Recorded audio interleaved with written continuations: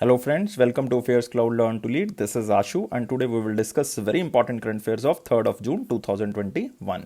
You can see two best images of the day, but today we will discuss very important and the most important current affairs. So watch this video till last, and you have to like this video, you have to share this video as maximum as possible, and you have to subscribe this channel if you are new on this platform. Guys, you can download our application name is Careers Cloud, and you can download from the description box link. After downloading, you have to log in with your email ID and you have to click on this crack current affairs section, and you can subscribe our current affairs for 1 year validity as well as for 2 year validity. And both the subscription prices are very much low, but the most important thing, we are covering 90 to 95% current affairs which are coming in your exam. This is the genuinity, this is the hard work of Affairs Cloud team. But first of all, what we are providing under this subscription, we are providing daily current affair. In the daily current affair section, you will get three sections. One is detailed current affair, question and answer format of current affairs, and quiz section which you can attempt on our application on daily basis. Next is the weekly section. In the weekly, you will again get three type of sections. One is detailed current affair of particular week, question and answer format of current affairs, and the quiz section which you can attempt on our application on weekly basis. And the most important section is the monthly section, because you can revise the daily and the weekly current affair under this section. We are providing 4 PDFs. One is detailed current affair of particular month will be covered under this study PDF. Next, question and answer format of current affairs of particular month. Next is the best 100 current affair, that is also provided in the form of question and answer. And last is the pocket PDF. It means if you want to revise all the current affairs in the 2-liner or the 3-liner form before your exam, then you can revise from this PDF.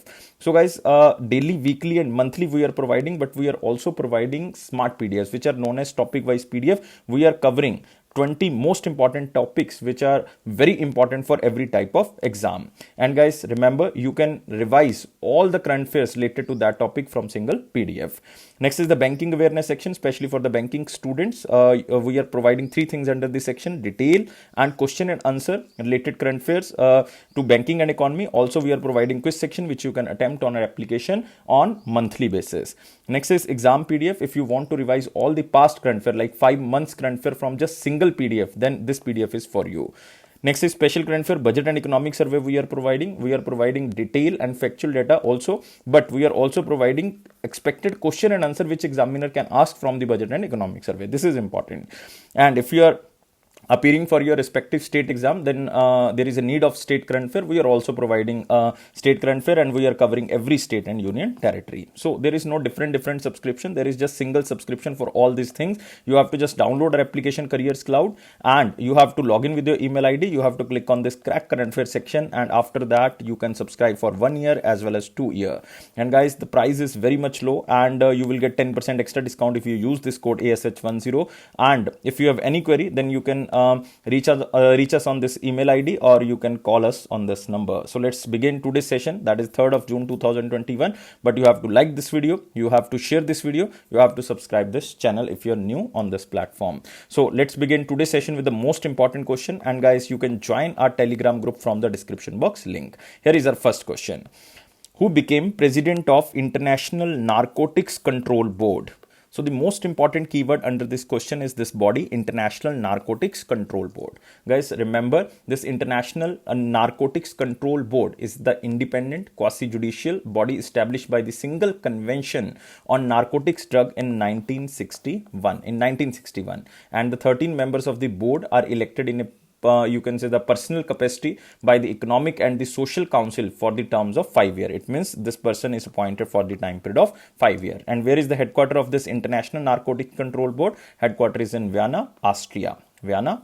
So you have to remember these 2 things, that this body was established in 1961 and its headquarters is in Vienna, Austria. And who become the president of this body? The president is Jagjit Pavadia. And you can remember that she was a retired officer of the Indian Revenue Services, and she was also the former Narcotics Commissioner of India. So now she elected as the International Narcotics Control Board president. So answer of this question is Jagjit Pavadia. You can see here the picture of Jagjit Pavadia, and elected as president of Vienna based International Narcotics Control Board. You have to just remember the name, you have to just remember the body. 2 things established in 1961. Again, it is not so much important, but headquarter you have to remember.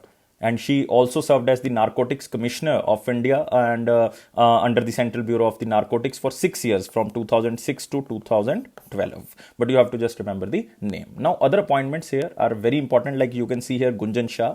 Gunjan Shah was recently appointed, like in the month of May, he was appointed CEO of Bata. CEO of Bata Company. Arun Kumar Singh. He was recently appointed as CMD, Chairman and Managing Director of Bharat Petroleum Corporation Limited. Next is Josh J. Katur. Very important appointment. He was recently appointed as one of the Executive Director of RBI. Executive Director of RBI. Again, there are 4 appointments you have to remember. Now we can move to next question.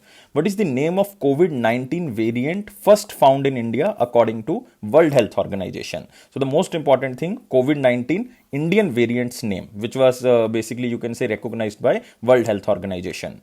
So answer of this question is both A and B. It means one variant known as Kappa, second variant is known as Delta. So this is the answer.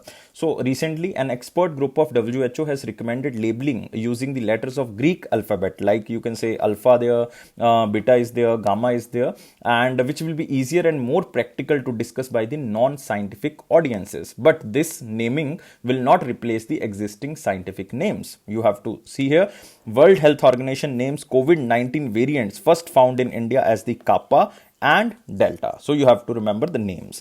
And V16171 and B16172 variants of COVID-19 that were the first identified in India known as the Kappa and Delta. It means first variant known as the Kappa and second variant known as Delta. And the government of India has objected of terming the B167 mutant of the novel coronavirus as the Indian variant, and issued an advisory to the social media platforms to remove all the contents referring to the strain of COVID-19 as the Indian variant. Similarly, the authorities of Singapore have also issued an advisory of the reference of the Singapore variant of the virus on the social media.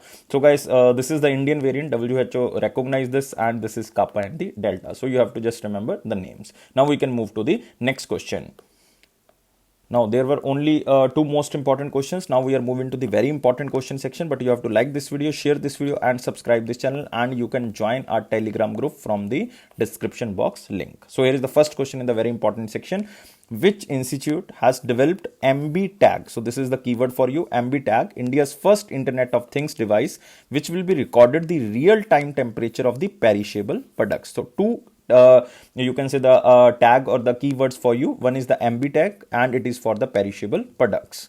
And this MB Tag device is basically made by IIT Ropar, and IIT Ropar is in Punjab. So guys, you have to remember this. And you can see here, IIT Ropar developed MB Tag. This is the picture of MB Tag, or you can say the MBTAG, India's first indigenously temperature data logger for the cold chain management. Cold chain management stands for like perishable products like food and dairy, vaccines, body organs and blood during transportation. So you can see here, MB Tag is a USB shaped device that records the temperature of immediate surrounding ranging from -40° to 80° plus 80° in any time zone for 90 full days on a single charge. This MB Tag generates an alert when the temperature goes beyond a preset limit, and the recorded data can be retrieved in user defined format by connecting the USB within any computer, because it is like a USB shaped device. And the MB Tag temperature data log advises the user whether the transported item is usable or not usable, or the cold chain has been compromised during the transportation. So it is very useful in the perishable items, or you can say the device will be made available to all the companies in especially involved in the transportation of the COVID-19 vaccine. But it will be available for like transportation of the blood samples, medicines, food and dairy products, meat products, animal semen, anything. So so far these devices are being imported by India in a massive quantity from other countries like Singapore, Hong Kong, Ireland and China. But now it will be made for the perishable item transportation facility. So you have to remember this, and this is the indigenously developed by India, and this is the first device which is developed by India. And the most important, its cost is very much less. Its production cost is just 400 rupees. It means in market it can be available like on with the price of 600, 700 or 800, or you can say below the 1000 rupees. So you have to remember the name of the institute, that is IIT Ropar. Now we can move to next question. Which crypto exchange has announced its own non-fungible token? We covered this question in the last month. What is non-fungible token? Marketplace, a first of its kind for India and the South Asia. So this question you can mark under the most important section even, because this is related to crypto exchange, and this crypto exchange announced the first in India and the South Asia marketplace which is known as non-fungible token marketplace, and this company or this crypto exchange is WazirX. So guys, remember, WazirX is the answer. You can see here, India's largest crypto exchange launched country's first non-fungible token marketplace, and you can see here, what are the non-fungible tokens? Non-fungible tokens are the digital tokens that exist on a blockchain and represent ownership of the digital items like artwork, music, etc. Even if you tweet something, then you can apply for the, you can say, as a non-fungible token, that it cannot be traded or it cannot be copied. So this is the basically non-fungible token, and it will have no listing price and minimal gas fees of ₹1 for the transactions. And friends, you can also remember that this WazirX crypto exchange will run on the Binance Smart Chain and will use the company's own WazirX token.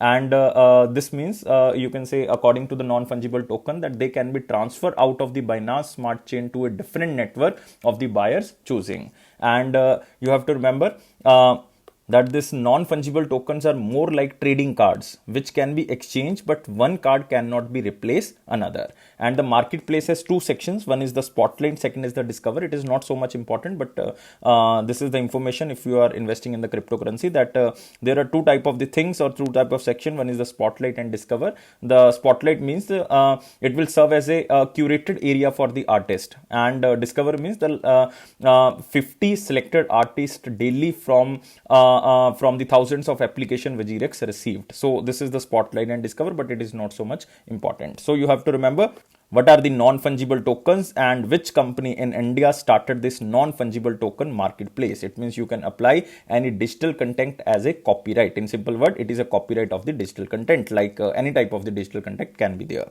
So now we can move to the next question. Which application was merged with the Umang application or the platform as announced by the Union Minister of Fisheries recently? So three things are very important under this question. One is the Umang application or Umang platform. Second, it is launched by Union Minister of Fisheries, and it is attached with which application? And first of all, you have to remember about Umang. Umang means Unified Mobile Application for New Age Governance, and it is developed by Ministry of Electronics and Information Technology and National E-Governance Division to drive mobile governance in India. And Umang provides a single platform for all Indian citizens to access pan-India e-governance services ranging from central to the local government bodies. This is the Umang platform. Now it is merged with the eGopala, or you can say eGopala is merged with the Umang platform, and it is announced by Union Minister of Fisheries. It means I am talking about Giriraj Singh Ji. So Giriraj Singh Ji, currently Union Minister of Fishery, Animal Husbandry and Dairying, and he announced the integration of eGopala application with the Umang application. And eGopala stands for Generation of Wealth Through Productive Livestock. Generation of Wealth Through Productive Livestock. And you can see here, eGopala application integrated with the Umang application, and it is by the Ministry of Fisheries, and Union Minister is Giriraj Singh, and his constituency is in Bihar. Begusarai is the constituency. Begusarai is the constituency. So you can see here, eGopala stands for Generation of Wealth Through Productive Livestock. Umang stands for Unified Mobile Application for New Age Governance. And guys, you have to remember that what is this eGopala application. So it was launched in like September 2020, and eGopala application is a comprehensive breed improvement marketplace and information portal for direct use of farmers. And eGopala application will be an online digital medium that will help the farmers to choose better quality livestock and get freedom from the middleman. And there is no mechanism to send alerts like you can say due date of vaccination, pregnancy, diagnosis, and inform farmers about the various government schemes and campaign in the area. But now this application will provide all the information related to cattle care from productivity to health and diet. So this is the eGopala application which is currently merged with the Umang application, and the users of 3.1 crore users of the Umang application get access to the eGopala application now. It means it will definitely benefit the farmers to choose the better livestock. And Union Minister has also launched the Gopal Ratna Awards, the national awards for the cattle and dairy sector.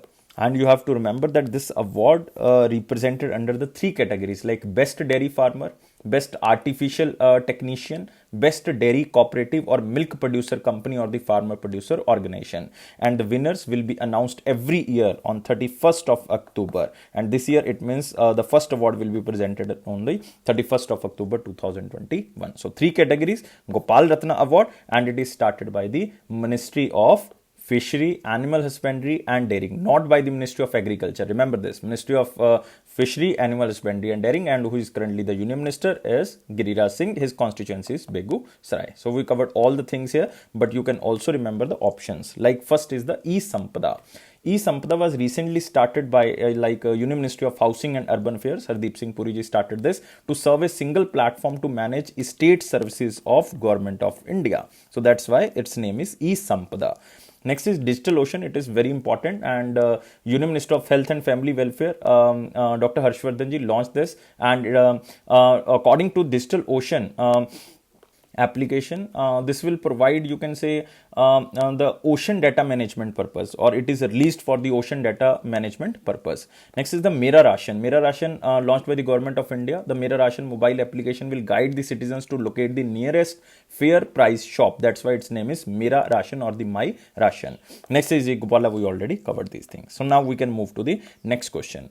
Who won Emilia Romagna Men's Open Tennis Tournament? We are not talking about the F1 race. We are not talking about, you can say, the car racing. We are talking about the Open Tennis Tournament. Because earlier, this Emilia Romagna, which is situated in Italy, this is also a name of a tournament, which is F1 tournament. And this F1 tournament or Formula 1 racing was won by Max Verstappen, this Emilia Romagna. But now we are talking about the men's open tennis tournament, and this was won by Sebastian Korda. So you have to remember the answer of this question is A. And you can also remember that in the women's open tennis tournament, this tournament won by which player? This tournament won by Coco Gauff. So you have to remember the D answer, Coco Gauff, in the women's category. Even Coco Gauff won this tournament in the singles as well as in the double category. And she is just a 17-year-old American tennis player, and she created history by becoming the youngest player to win both the women's singles and doubles title at the Emilia Romagna Open. So remember, she is just a 17 years old, and she belongs to America.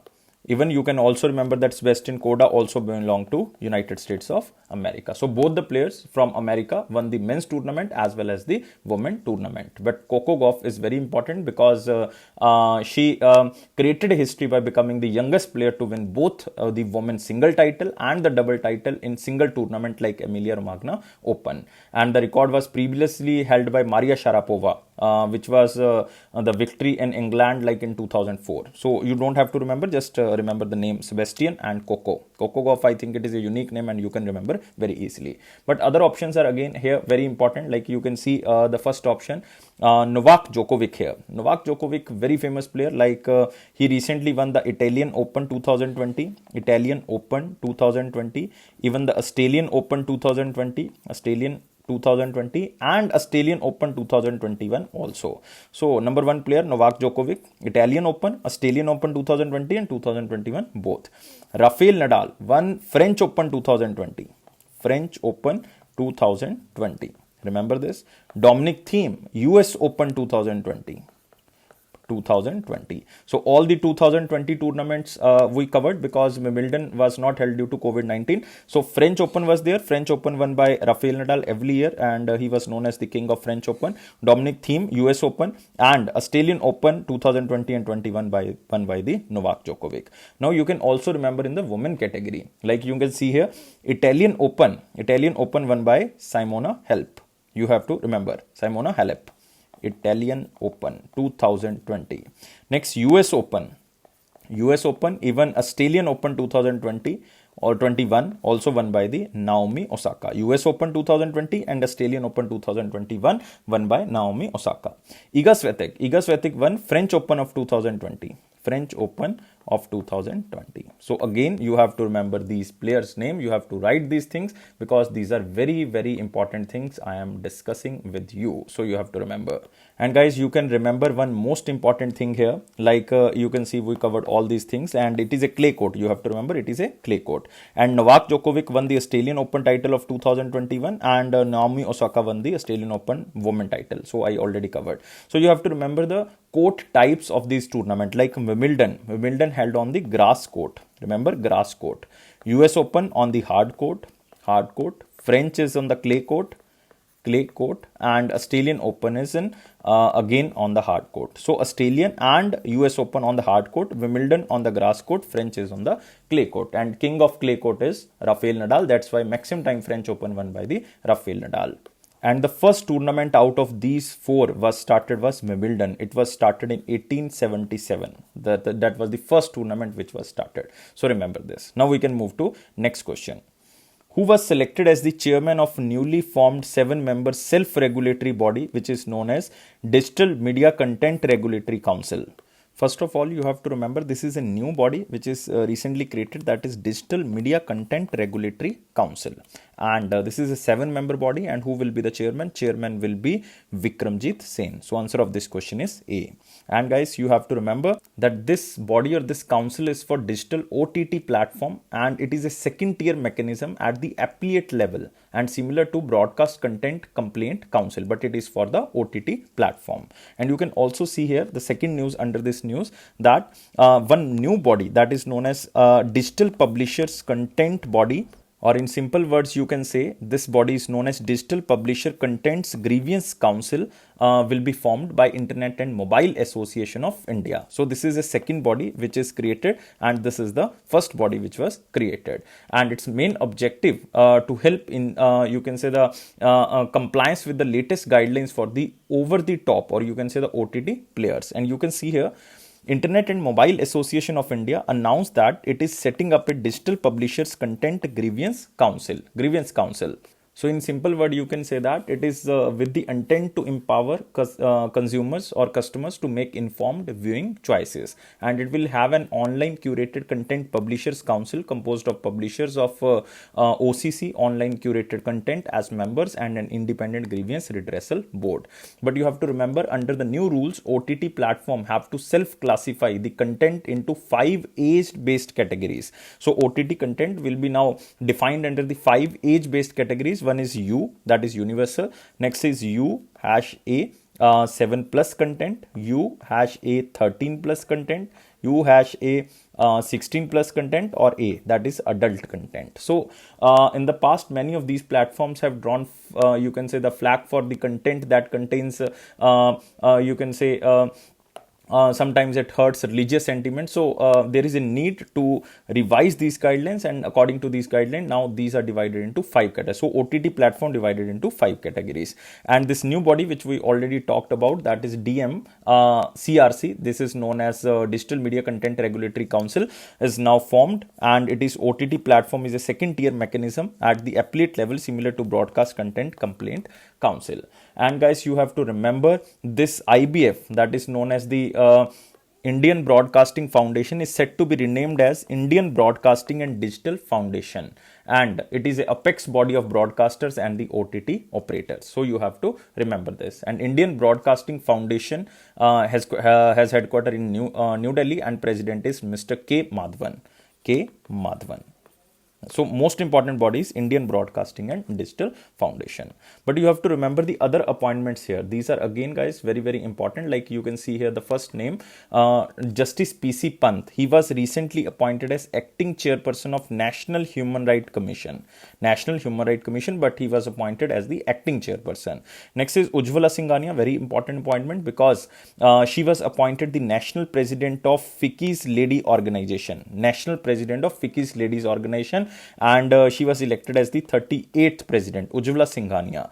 Next, Padam Kumar Nair, again very important appointment because he was appointed as CEO of a newly created body by the RBI, that is known as National Asset Reconstruction Company Limited. So you have to remember because it is created by RBI, and he is the first chairman of this body, Padam Kumar Nair. Now we can move to the next question. A book titled All Roads Lead North, Nepal's Turn to China, authored by whom? So basically, according to the title of book, you can guess that this is the book related to the relation between Nepal and China. And the book is blended of history, travel and elegant imagination, and it offers a long view of Nepal's foreign relation, today underpinned by the China's world power status. And it also examines the histories binding mountain communities together across the China-Nepal border. And this book is written by Amish Raj Mulme, and he belongs to which country? He belongs to Nepal. So guys, remember Amish Rajmulli is very famous writer and publishing professional, and he's from Nepal, and this is his first book. But as a publishing professional, he is very famous in Nepal. So guys, other books are again very important, but you have to see the cover page of this book. All roads lead to north, and it is Nepal's turn to China. It means Nepal is now basically bending towards the China if we are comparing with India. But other books are again very important, like Neha Sinha. Neha Sinha recently wrote Wild and Willful. Wild and Willful, Tale of 15 Iconic Indian Species. Next is Ranjit Hoskote or Ranjit Haskate. He wrote a book, Hunch Prose. Remember the name of the book, Janvi Brua. Janvi Brua recently Lok Under Toe.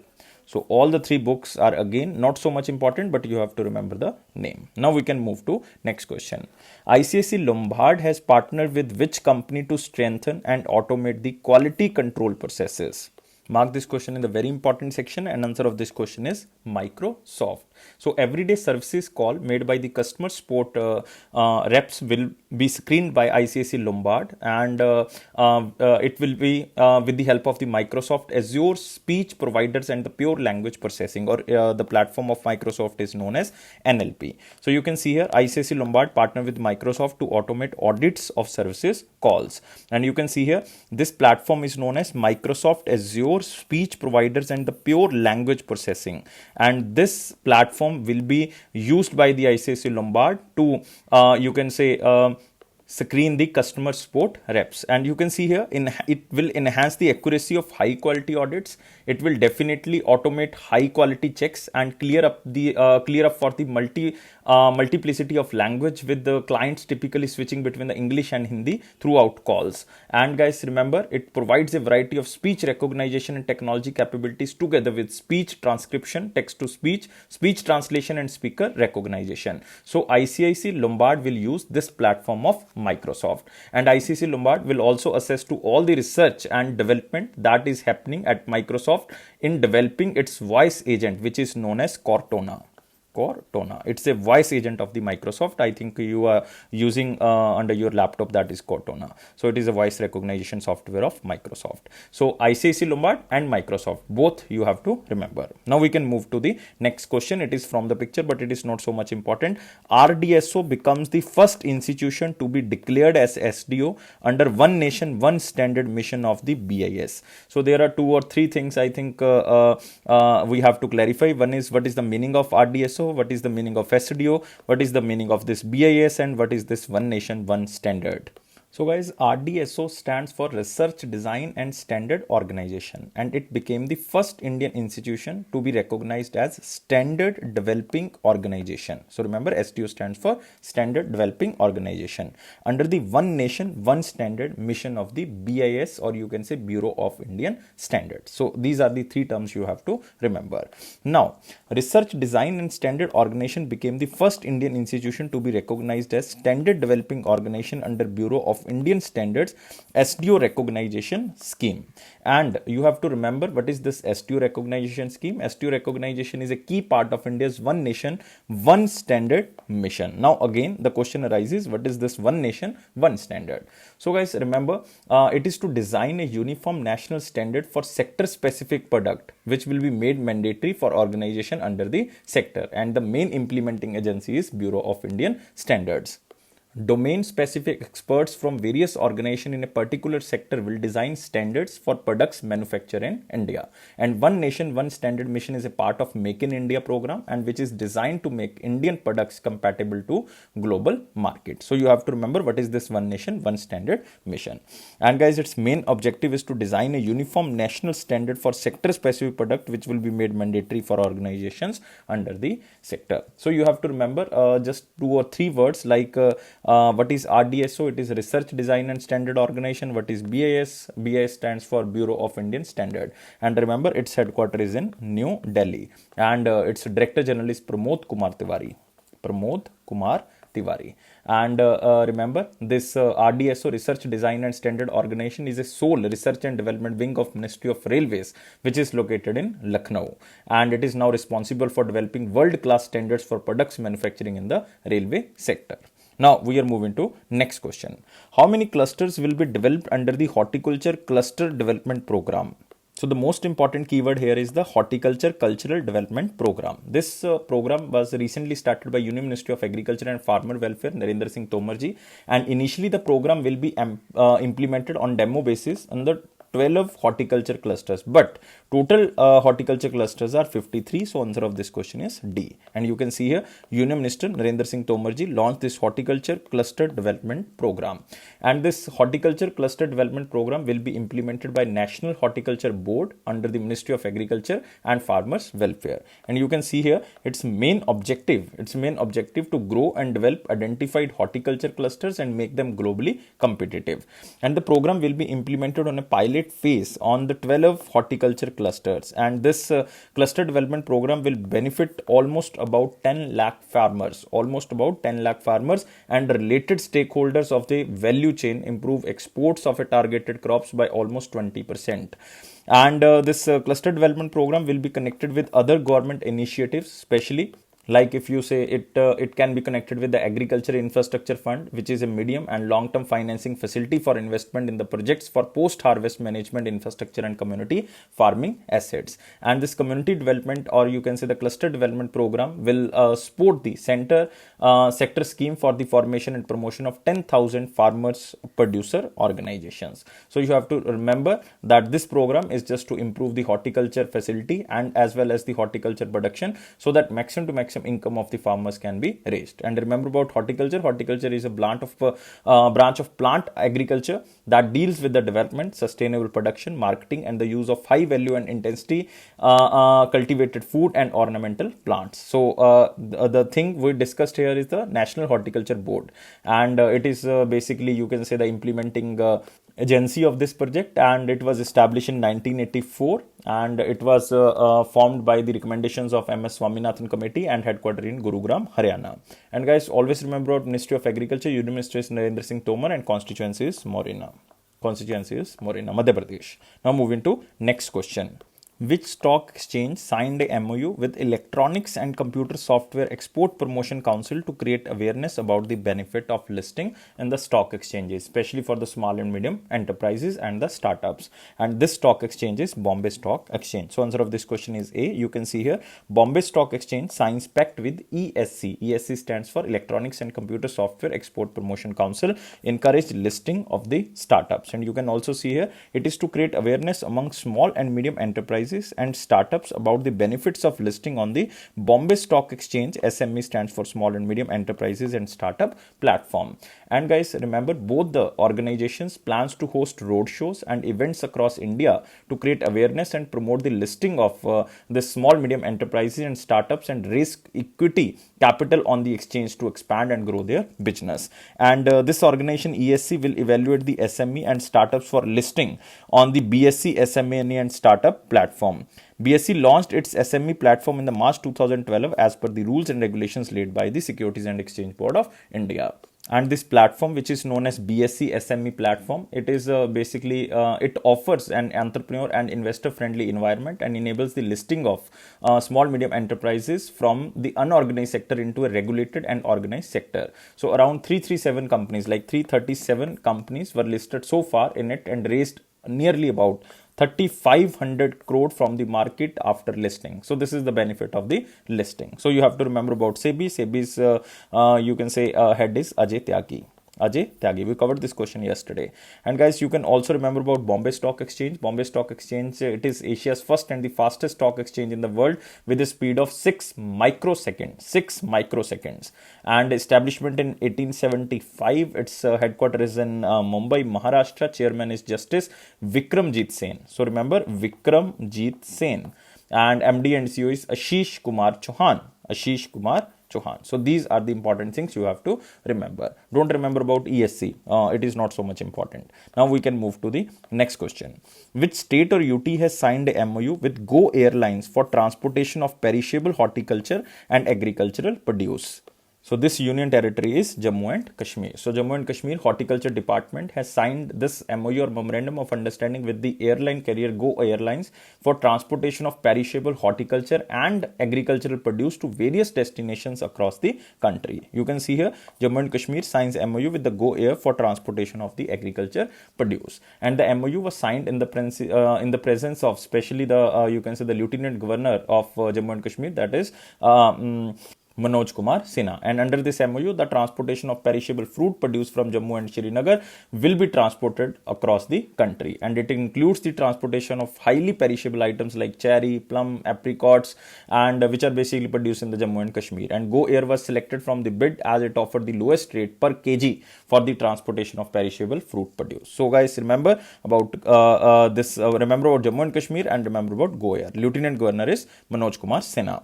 And there are very important national parks in Jammu and Kashmir. You have to remember. One is Dachigam National Park. Dachigam National Park. Second is Gulmarg Wildlife Sanctuary. Next is you can say here is Kishtwar National Park. Very famous Salim Ali National Park. So these are very important national parks in Jammu and Kashmir. Now moving to next section. It is our important question section, guys. You have to like this video. You have to subscribe this channel. You have to share this video as maximum as possible. And you can join our Telegram group from the description box link.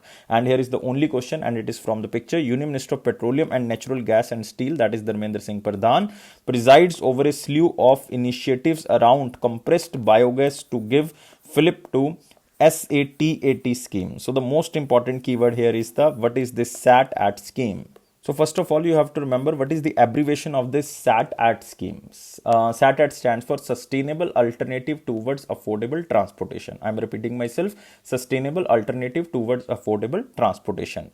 And main objective is to set up this CBG, that is compressed biogas production plants, and make this compressed biogas available in the market as affordable transport fuels and to be used as a green fuel. So it means it is just to increase the demand of this compressed biogas, and so that maximum to maximum benefit can be given to the consumer because its cost is very much low. And even there is a cooperation agreement signed among the oil and gas companies, because a cooperation agreement was signed by the Ministry of Petroleum, Natural Gas with the oil and gas majors, including Indian Oil is there, HPCL is there, BPCL is there, GAIL is there, Gas Authority of India is there, or you can say Indraprastha Gas Limited is there, for the promotion and development of this sustainable alternative towards affordable transportation. And it was intended to establish a strong network for marketing the entire produced quality of the compressed biogas plants through various channels, and the associate implementers will also join this platform, which is known as Sustainable Alternative Towards Affordable Transportation. And guys, remember, website for SAT-AT scheme also launched. Website is also launched so that you can attach with this type of the marketing. And guys, remember about Ministry of Petroleum and Natural Gas. Union Minister is Dharmendra Pradhan, and he is currently the member of Rajya Sabha. Constituency is Madhya Pradesh. Now we can move to the last section. It is our one-liner important point. Here is the first point, that Haryana Governor S.N. Arya, or you can say Satyapal Narayan Arya, approved the Haryana Recovery of Damages to Property Act. This is important act which was passed by Haryana government. Earlier, similar act was passed by the Uttar Pradesh government, but now this is passed by the Haryana government. And you can say here that this act will enable the state government to recover money from the protesters who caused damage to the state's public and private properties. And the new law provides the power to the government to set up claim tribunals which will assesses the amount of damage done and award suitable compensations. And guys, remember about Haryana. Haryana Chief Minister is Manohar Lal Khattar and Governor is Satyadev Narayan Arya. Next is International Sex Workers Day 2021 is basically observed on the 2nd of June. So this day you have to remember, and the date is very important, and it is to ensure the protection of rights of sex workers and to tackle the abuse and trafficking problems faced by the sex workers. And International Sex Workers Day is also known as International Horse Day. International Horse Day.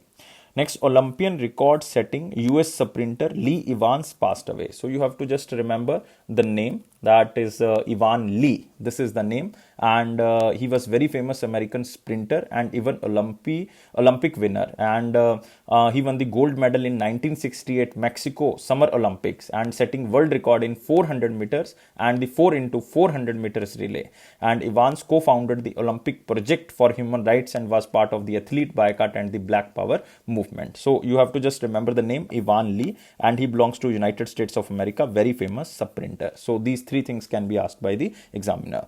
Next, SBI cuts India financial year 22 GDP growth estimate to 7.9%. Earlier projection of SBI was 10.4%, but due to the rising case of the COVID-19 and lockdown by some states, they lowered down the GDP growth estimate of India for the financial year 22. It is 7.9% now. So it is SBI's related. That's why it is very important for the SBI exam. And you have to remember Moody's estimate also. Moody's estimated for India's GDP growth in the financial year 22 is 9.3%. 9.3%. It is by Moody's. And remember about State Bank of India. It was established on 1st July 1950. Its tagline is the banker to every Indian. Chairman is Dinesh Kumar Khara. Next, United Nations calls for coordinated action to achieve global net zero emission, and it is Climate Breakthrough Summit. So this summit, like Climate Breakthrough Summit, was held virtually on 27th of May, and the United Nations has called for a coordinated action to secure the global net zero emission and to reach the goal of limiting global warming to 1.5 degrees Celsius compared to the pre-industrial levels by 2050. It means you have to remember that global net zero emission we have to achieve by the year of 2050. And according to the World Meteorological Organization, that 40% chances are there that annual average global temperature temporarily reaching 1.5 degrees Celsius in at least one of the next 5 years. It means out of like 2021 to 2025, 1 year will be like the temperature temporarily will reach above the 1.5 degree Celsius. So this is you have to remember. Next, India hosted 2021 BRICS Foreign Affairs Ministers meeting, because you know India is currently the president of, or you can say the chairmanship lies with the India of 2021, because 2020 lies with the Russia, and BRICS chairmanship theme of India is 2021 is BRICS at the rate 15. At the rate 15, because we are celebrating the 15 year of independence, and its main motive is BRICS cooperation for continuity, consolidation and the consensus. And BRICS represent, remember, 41% of the global population, because China and India is there, and 24% global GDP, again China and India is there, the maximum GDP, and 16% of the global trade. 16% of the global trade. So you have to remember this thing. Now we are moving to the question of the day. What was the question? Question was, which of the following committees recommended the setting up of ATM machines? All the students who answered, I want to congratulate them because their answer is very much right. And automated teller machine is an electronic machine operated by the consumer or the customer himself to deposit or the withdraw cash. And in India, Dr. C. Rangarajan Committee. Dr. C. Rangarajan Committee was the first committee who recommended the establishment of the ATM. And I think all the students know, because we covered this question under the question of the day, that first ATM in India was set up in 1987, and it is by the HSBC Bank. Location is Mumbai. So guys, remember, this is again important. Now we are moving to the question of the day. What was the question? Any act of interference by the central bank like the RBI in influencing the exchange rate is referred to as which of the following in India? So you have to tell me this type of the exchange rate under which RBI can influence the exchange rate. What is the type of this exchange rate? So you have to tell me only in the comment box. I am waiting your answer. Guys, please provide 700 plus likes. Please subscribe this channel. Please share this video as maximum as possible and subscribe this channel.